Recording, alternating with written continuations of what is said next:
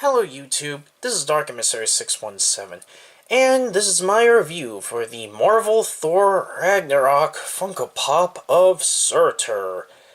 He is an exclusive at Gamestop, and I was actually able to get him before the holidays and Christmas showed up because I was lucky enough to find out online that they finally stocked him.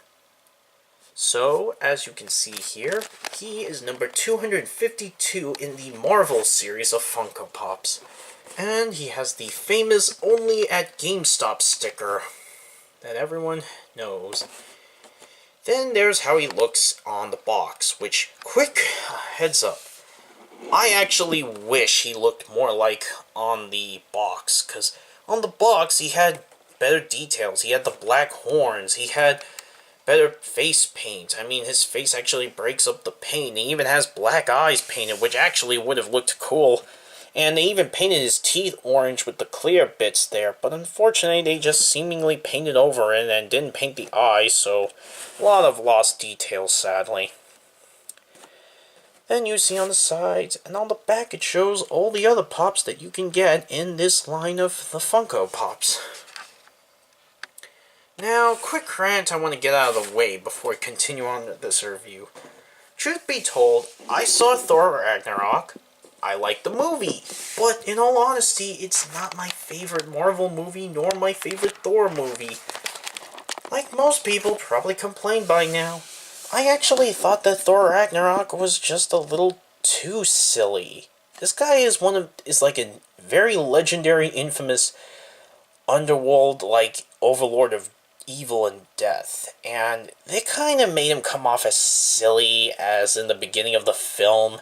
Thor kind of gives us this very irksome joke where it's almost set up like Emperor's New Groove, where I swear it almost looked like Thor was setting us up in the situation of how he got in the clutches of Surtur, and I was getting paranoid he was going to start copying Emperor's New Groove with that humor, and I've had enough of Disney reusing those jokes from that movie and that cartoon.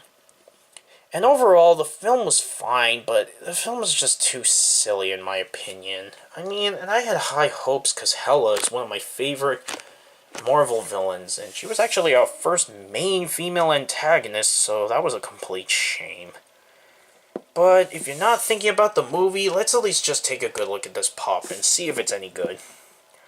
Quick heads up, it's actually pretty amazing. I love the translucent orange all over his body, and the printing on his skeletal body on the orange flames actually looks very neat. I love it. It goes all the way. You can see that they painted the rib cage there, and it looks very cool.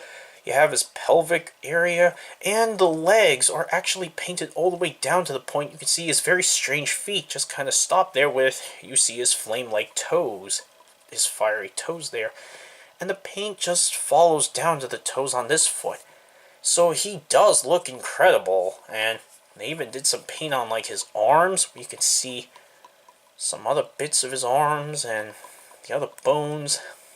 And he's carrying on to this amazing fire sword, which I kind of wish they had a little bit of paint to break up the mold on the orange there. But he still looks incredible, and he does have a pretty menacing looking face, even without all the paint that was near there. And they also could have just left the teeth all not as painted and would have actually had a much cooler looking effect. And the mask does look great, because man, these horns look very intimidating, and I do love how it looks. On the back, they even painted all the backbones too, which also looks incredible. Like, you can see that he's overall a translucent orange because he's made of fire, but all the bones are painted all the way even to the back, matching up to look like how the rear of a skeleton would look, and then they show how much the front of a skeleton would look as well. So overall, they did a great job. And of course, he doesn't have any head articulation, because since he's a Marvel Pop, he's a bobblehead. Bobbles pretty well, actually. And he used to be going for a lot on eBay, but he's thankfully gone down quite a bit. And I do recommend you pick him up while you can, because for a short while he was missing and was selling for like hundreds on eBay. I saw one a couple of times. But while you still can, definitely pick him up before he becomes worth $100 or so yet again. Because we all know those Funko Pop scalpers will try and do it again if they have to. So overall, I do recommend you pick this pop up. He's a pretty incredible looking character. He's not that involved in the film. He's kind of just there in the beginning and the end for a specific reason. But he's still a nice looking pop, and we're probably not going to get a figure of him, so this may be our only chance to get a figure of Surtur.